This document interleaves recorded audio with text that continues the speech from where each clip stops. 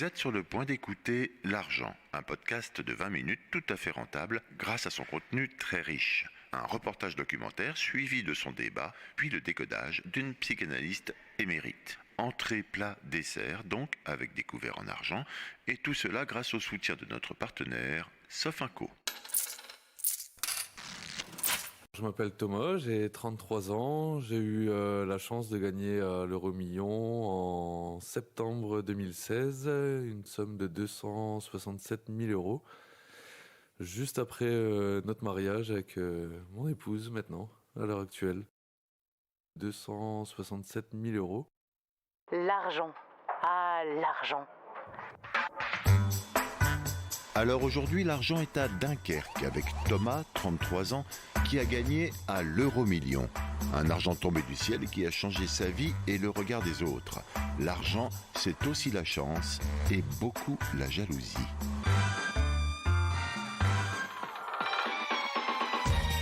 L'argent. Ah, l'argent. C'est aussi la chance et beaucoup la jalousie. Le fric, la braise, le bousouf. Pour avoir le gros lot à l'euro-million, il suffit d'avoir les 5 bons numéros et les 2 bonnes étoiles. Moi, j'ai eu les 5 bons numéros et une étoile. 267 000 euros et sinon j'aurais eu 22 millions.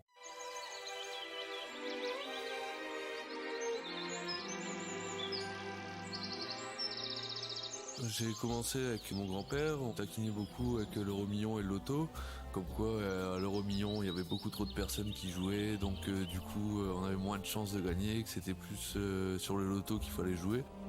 J'ai persisté avec l'euro-million, toujours les mêmes numéros, les dates de naissance. On s'est mariés au mois d'août, il y avait 2 voyages de prévus, un voyage d'été avec les enfants et après le voyage de noces avec madame à New York. Et il nous restait 3 semaines pour finir de payer l'agence de voyage. Donc on se grattait un petit peu la tête en se disant oula, comment on va faire? Parce qu'après derrière on venait d'acheter la maison peut-être 6 mois, 1 an avant. Donc du coup c'est vraiment tombé, c'est une bonne étoile au-dessus de notre tête. C'est une bonne étoile au-dessus de notre tête.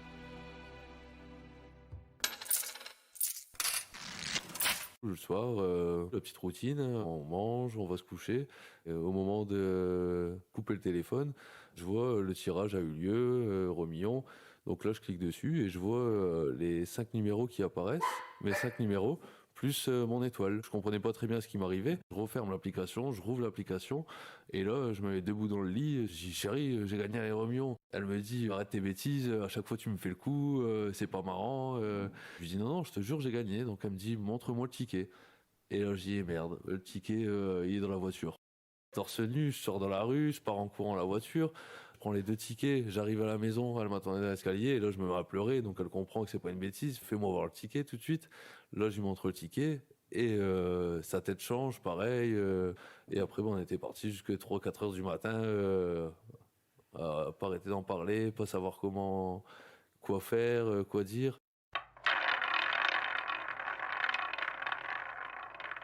Je pensais que c'était un virement bancaire ou autre.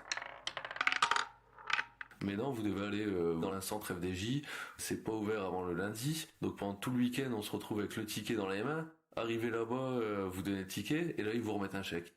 Vraiment le soulagement, c'est le mardi matin quand vous arrivez à la banque, et que vous remettez le chèque enfin sur le compte, et vous pouvez souffler. Il y a quand même pas mal de jalousie qui s'installe, même si c'est pas une somme qu'on peut se permettre d'arrêter de travailler. Quand le moment des augmentations arrive, par exemple, bah toi t'as pas besoin d'argent. Ma vie de ce côté-là n'a pas changé, je me lève toujours à 4 heures au matin. On aimerait bien regagner vraiment le gros lot pour vraiment se reposer, mais après ça viendra quand ça viendra, si ça vient un jour. Ça fait rêver la vie de millionnaire, mais bon après, ce qui fait peur aussi, c'est de perdre le contact humain. Le milieu est carrément différent, vous allez plus pouvoir traîner avec les mêmes amis que vous avez auparavant. Une jalousie va s'installer, déjà là on l'a vu, pour une somme de 267 000 euros, il y a une petite jalousie, une petite pointe de jalousie. Alors pour une grosse somme, ça serait vraiment différent je pense. La seule chose qu'on s'est permis grâce à ce gain, c'est que mon épouse, elle passe à 80% pour garder son mercredi après-midi pour être avec les enfants. Je veux que mes enfants soient tranquilles plus tard. Donc la meilleure chose à faire pour moi, c'était de rembourser le crédit maison. Comme ça, on a déjà un bien à nous et maintenant, on pourra voir plus tard si on veut réinvestir dans l'immobilier ou dans des assurances vie.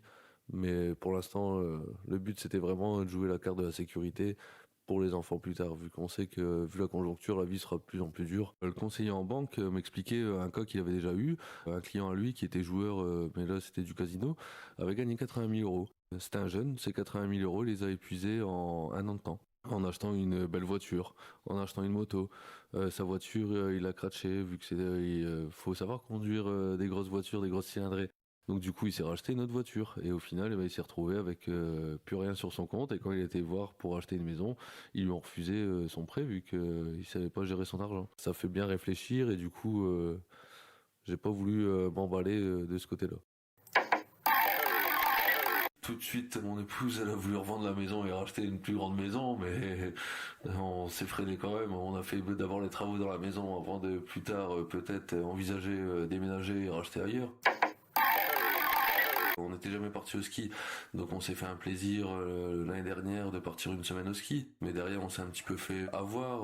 On est parti avec une agence de voyage, donc ils nous ont lancé une grosse station. Ils nous ont vendu vraiment le beau paquet pour le ski. Mais bon, pour la première fois, aller dans une grosse station, c'est pas vraiment le mieux pour apprendre à skier.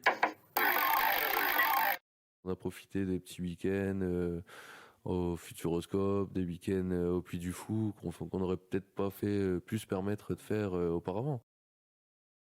Et c'est des activités qui leur donnaient le sourire, même si on dit que l'argent ne fait pas le bonheur, mais ça y contribue vachement. Quand on a gagné, par exemple, on leur a fait tous les deux une tablette.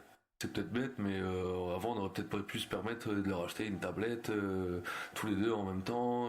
Mais la vie actuelle est vraiment chère, donc on est obligé de se limiter et faire attention. Heureusement que mon épouse est derrière d'ailleurs pour me freiner. Là, par exemple, la voiture, on a toujours gardé notre deuxième voiture. C'est une voiture qui nous sert uniquement pour aller au travail. C'est une toute petite voiture, une 206 que j'ai depuis l'âge de mes 18 ans. Quand on a gagné, on l'a pas changé vu qu'il n'y a pas de nécessité. On aurait pu acheter une BMW. Ça nous aurait servi à quoi? On fait pas de route. Tu sais, le plus qu'on voit, c'est au boulot, c'est à 10 km pour moi, 5 km pour Kelly. C'est une belle somme, mais derrière, c'est comme si on a eu un héritage ou autre, comme ça arrive constamment autour de nous. On était à découvert 60 ou 80 euros. D'un coup, vous voyez votre compte passer de moins 80 à 167 100 et des poussières. Vous vous dites waouh.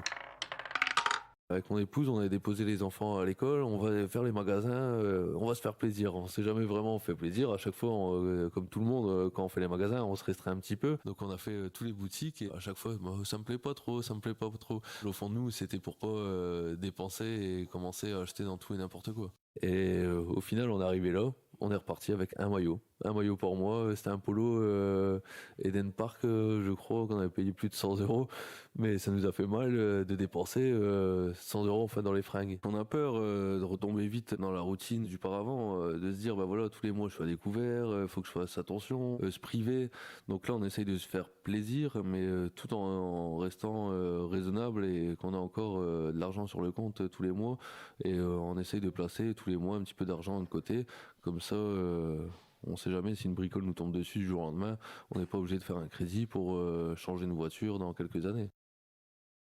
Si on veut gagner vraiment la grosse somme pour arrêter de travailler, il y a que 3 possibilités. C'est le PMU, c'est l'euro-million, c'est le loto. Il y a pas mal de personnes qui ont déjà gagné des grosses sommes ou qui arrivent de vivre de ça.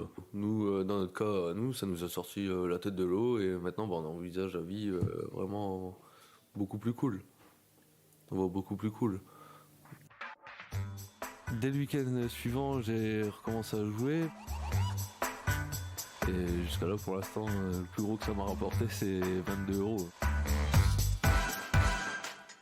L'argent, c'est aussi de la chance. Et maintenant, nous aussi, nous avons une chance, celle d'essayer de mieux comprendre Thomas et son ticket gagnant dans un débat carte sur table avec nos 2 reporters à gratter, Manon. Je croise les doigts. Et Mathieu. Moi, ma chance, c'est d'être avec vous aujourd'hui. Naïvement, on s'est dit on va contacter la Française des Jeux et puis ils vont nous transmettre un petit fichier Excel avec les gagnants. Ça se passe pas du tout comme ça. Plus de la naïveté, c'est de la... Ouais. Oui, on est d'accord. Mathieu, il y a une scène que j'ai été obligé de couper au montage de votre reportage interminable, il faut quand même le dire. Toujours agréable. Oui, bah c'est comme ça. C'est quand Thomas doit aller chercher son ticket gagnant dans sa voiture. Il annonce à sa femme qu'il a vraisemblablement gagné grâce à son portable et il va chercher son ticket dans la voiture. Et là, qu'est-ce qui se passe? Et là, il revient à la maison et il dit regarde le ticket. En fait, c'est le ticket de son pari en sport, donc les paris sportifs qui n'ont donc rien à voir avec l'euro-million, le jeu auquel Parce il a qu'il gagné. joue à tout, lui, alors. Il joue à tout. D'accord, ok. Et il revient et il tend ce ticket. Et donc sa femme lui dit mais c'est pas le bon. Et donc il est en panique. Il se dit mais mince, je l'ai dû le perdre. Ça tombe, il est tombé entre la voiture et la maison. Et il repart. Et en fait, il se rend compte qu'il avait pas pris le ticket qui était au bon endroit, etc. Donc il est revenu. Et tout est bien qui finit bien. Il a bien gagné ses 267 000 euros. Et ils en ont pleuré tous les deux. Et ils en ont pleuré. C'est assez beau. En dehors de cette coupe nécessaire mais malheureuse, qu'est-ce qui manquerait à ce montage qui éclaire une fois encore la personnalité de Thomas, sa relation à l'argent? Il a une phrase que je trouve très forte. Et Vincent, je ne comprends pas pourquoi vous l'avez coupée, si ce n'est pour mon kikiné. Oui. Il dit c'était pas un gâteau à 20 parts, c'était un gâteau à 4 parts. Et en fait, ça résume beaucoup de choses. Parce que cette somme, elle est importante pour lui, mais elle n'est pas à la hauteur des fantasmes que projette son entourage, ses amis. D'ailleurs, il y a une scène qui est très intéressante. Il est pompier. Et à la caserne, il y a eu des négociations pour avoir des primes, pour avoir une petite revalorisation salariale. Et le premier réflexe de ses collègues, c'est de dire mais toi, t'en as pas besoin, t'as gagné au loto. Donc il y a un truc comme ça où il faut toujours remettre en perspective. Et c'est ça qui est intéressant dans le témoignage de Thomas. Et je pense que le côté pour son entourage, c'est ce qu'il a l'air de dire. Tout de suite, on le voit comme un gagnant, donc on fantasme du coup la vie qu'il pourrait s'offrir, alors qu'en effet, il n'a pas non plus gagné un million, quoi. Il aurait pu gagner 22 millions s'il avait joué les 2 numéros étoiles auxquels il aurait dû penser parce que ça correspond à sa date de naissance, le numéro de son domicile, je ne sais plus quoi. Mais il dit, j'aurais pu remporter le gros lot, mais est-ce que j'aurais eu la même vie sociale qu'avant? Parce que 267 000 euros, on peut expliquer aux gens que c'est pas une somme énorme. 22 millions, ça devient plus compliqué. Et là, ça doit, à mon avis, induire des gros changements dans la vie de tous les jours. Ça l'aurait angoissé, tu penses? Je pense, ouais. D'ailleurs, il est vachement ambivalent là-dessus, parce que d'un côté, il rêve du gros lot, il en parle beaucoup, et d'ailleurs, il joue encore beaucoup. Mais d'un autre côté, je pense qu'il devine les conséquences que ça aurait pu avoir sur sa vie. Il joue tous les jours à plusieurs jeux? Il joue tous les jours, il joue beaucoup aux paris sportifs, beaucoup de paris sportifs et Euro-Millions et compagnie. Et c'est vrai que tout à l'heure je dis c'est de l'argent qui tombe du ciel. Et en fait c'est pas de l'argent qui tombe du ciel. Il a longtemps payé avant de gagner ce lot. Et d'ailleurs il ne sait pas s'il est perdant ou gagnant. Oui, c'est ça, il s'est pas amusé à calculer le ratio, non. Ce qui est intéressant, et j'espère que notre psy tout à l'heure nous éclairera un petit peu là-dessus, c'est que jouant tous les jours, il n'a jamais vraiment envisagé ce qu'il pouvait faire avec l'argent qu'il gagnerait en jouant. Ce qu'il faut dire aussi, c'est que Thomas et sa famille, ils roulent pas sur l'or, ils sont totalement dans la moyenne des revenus des Français. Et donc, quelque part, ils ont toujours rêvé d'avoir de l'argent, de ne plus devoir compter. Et malgré tout, ils font toujours attention. Encore aujourd'hui, ils font attention à l'argent. Eh bien, peut-être que notre psy... Marie-Claude, François Logier, ça serait bien. Psy, auteur de plusieurs livres, dont un qui nous intéresse particulièrement. Comment régler ses comptes avec l'argent? Voilà. Sa spécialité, c'est d'analyser les comportements de nous tous envers l'argent. Eh bien, on écoute la psy. Allô? Let's make some money. Marie-Claude, François Logier, bonjour. Bonjour. Marie-Claude, là on touche à un autre argent, c'est l'argent de la chance. Oui. C'est l'argent du hasard. C'est un argent différent des autres Ah oui, en psy, on dit que la chance au jeu, c'est la fortuna et c'est la mère qui vous protège. Et la perte, c'est le père. Vous savez que quand vous gagnez à la Française des Jeux, les gros gagnants ont la possibilité d'avoir accès à un psychologue parce que la fortune subite peut être une source de déséquilibre. Tout d'un coup, si vous avez trop d'argent, si vous ne savez plus, vous n'avez plus vos repères. Les gens qui dépensent frénétiquement des gains subis comme ça, probablement ont une certaine culpabilité à avoir de l'argent non gagné. Et donc, ils flambent, ils brûlent et ils n'ont plus rien.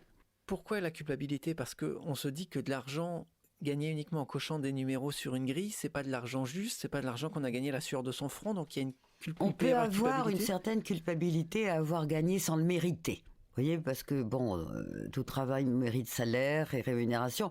On peut le ressentir. Ce n'est pas le cas de tout le monde. Mais ceux qui le flambent, et je cite dans un livre un homme que j'ai connu qui lui, c'était pas le loto, il a hérité d'une somme très importante de son père.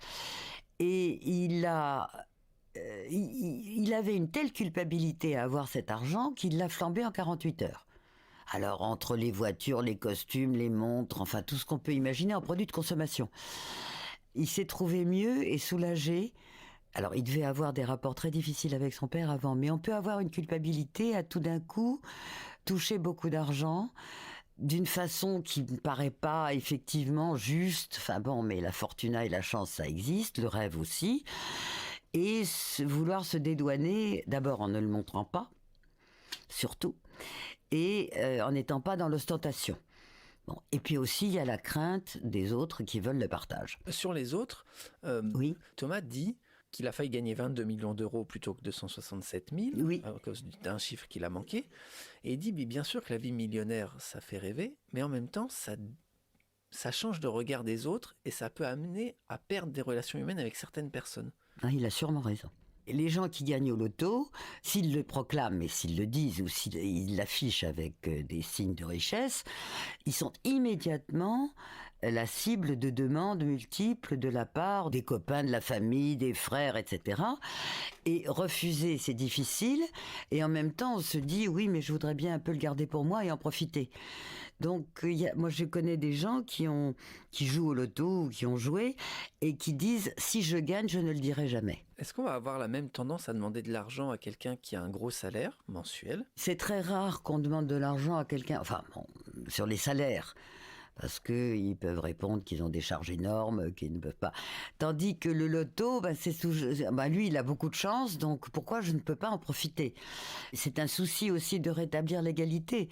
Ceux qui demandent aux gagnants du loto, c'est plus facile pour eux, parce qu'ils considèrent que c'est de l'argent injustement gagné. La chance, c'est le domaine où on est tous égaux. Tout à fait. Sur un plateau de télévision, un jour, il y avait un homme qui avait gagné au loto, qui était très sympathique. Une énorme somme. Il avait manqué d'argent dans sa vie. Et il avait acheté, il l'a raconté avec beaucoup d'humour, il avait acheté une Ferrari rouge. Et il était extrêmement fier de sa Ferrari rouge, qui promenait partout, qui ne servait à rien au point de vue vitesse supérieure, mais bon.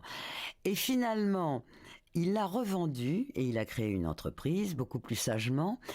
Il a revendu sa Ferrari parce qu'il a dit « Je me suis aperçu que j'étais toujours aussi petit dans la Ferrari ». Voilà. Il y a aussi une anecdote qui est racontée par Thomas qui, moi, m'a interpellé. Il raconte le jour où ils ont voulu, pour la première fois, vraiment profiter de cet argent. Oui. Ils sont partis faire du shopping. Et il dit, on a acheté un t-shirt, un polo, qui nous a semblé horriblement cher. On n'a rien acheté d'autre, on n'a pas réussi à le dépenser. Ça veut dire que c'est une habitude Enfin, en gros, on change de niveau de vie tout d'un coup, et donc il y a une habitude à prendre de dépenser cet argent. Ça vient pas comme ça de manière naturelle ? Non, les gens qui sont habitués à ne pas consommer beaucoup, que ce soit en vêtements ou autre, gardent cette habitude et ne savent pas, surtout tout d'un coup, devant cette profusion de biens de consommation qui sont proposés, bon, ils n'ont pas envie d'autre chose que d'un t-shirt. Ça dépend aussi beaucoup de la marque qu'on porte en soi sur ce qu'on veut acheter et consommer. Est-ce qu'on veut obéir à toutes les injonctions de marketing ou bien est-ce qu'on a des habitudes de modestie face à l'apparence et que ça nous est complètement égal et qu'on se réfugie comme Thomas dans des choses beaucoup plus sûres. Mais il dit quand même que ça a changé ses rapports sociaux avec les autres. Et c'est en particulier dans les familles qu'il y a les plus grandes dissensions quand quelqu'un gagne au loto. Il y a le rapport aux autres qui change, il y a Oui. cette habitude aussi de gérer un argent qu'on n'avait pas jusqu'ici. Oui. Ça peut représenter une charge. Est-ce qu'on vous souhaite quand même, Marie-Claude, de gagner au loto ? Oui, en gagnant au loto, on a une certaine liberté de choix de vie. C'est ce que d'ailleurs disent plusieurs témoignages. Voilà, c'est un privilège. Je dirais que c'est un privilège, mais enfin, il faut savoir l'utiliser et savoir quelles sont ses propres valeurs. Face à l'achat, face à la consommation, face à la dépense, face à l'aide aux autres. Je pense que ça permet, l'argent subi, ça permet de dégager beaucoup de temps pour faire d'autres choses que celles orientées vers le gain. Voilà, c'est tout. Et ça dégage du temps, mais aussi il faut savoir l'utiliser.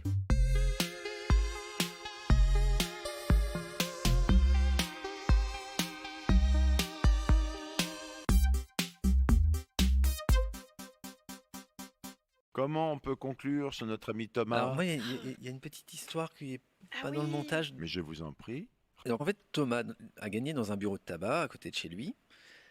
Et en allant à la banque, quelques semaines plus tard, sa conseillère lui dit: ah bah, c'est dingue, vous avez gagné où? Donc il dit: bah, dans tel bureau de tabac, etc. La dite conseillère est allée jouer dans ce bureau de tabac et devinez ce qu'il s'est passé. Je ne sais pas. Elle a gagné 1 million Ça, d'euros.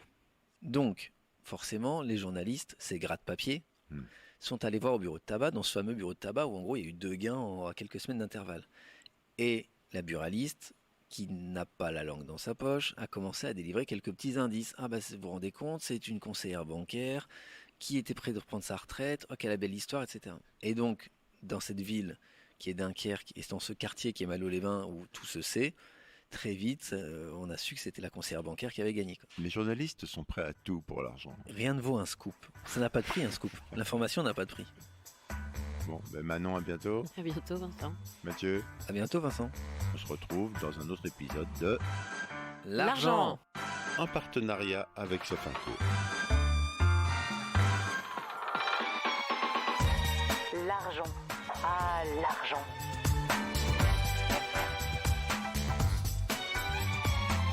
Le fric, la braise, le bouzouf.